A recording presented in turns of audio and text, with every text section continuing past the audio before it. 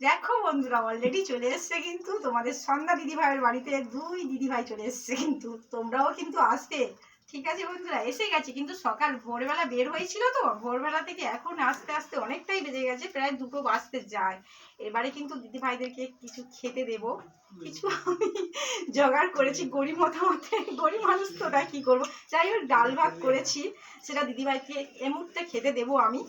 তা দিদিভাই এসছে অনেক দূর থেকে সন্ধ্যা দিদিভাইয়ের বাড়িতে, আমার খুবই ভালো লাগছে। তোমরাও এলে কিন্তু খুব ভালো লাগবে।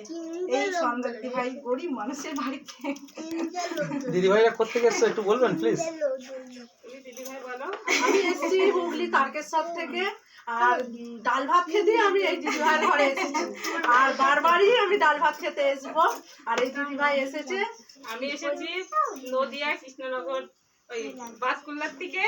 তো এই যে এই দিদিভাইয়ের সঙ্গে এসেছি। এই দিদিভাইয়ের বাড়ি তারকেশ্বর। তো আমরা একসঙ্গে শিয়ালদাতে মানে অ্যাডজাস্ট হয়েছি শিয়ালদাতে। তারপর এই দিদিভাই আবার এই যে সন্ধ্যা দিদিভাইয়ের বাড়িতে আমাকে নিয়ে এসেছে। তো আমরা তো সন্ধ্যার দিকে চিনতাম না, জানতাম না। তো এই দিদিভাইয়ের জন্য আমরা যাই হোক বন্ধুরা, আমি এবার দিদিভাইদের খেতে দেবো। তোমাদের নেক্সট ভিডিওতে আবার আসছি। টাটা।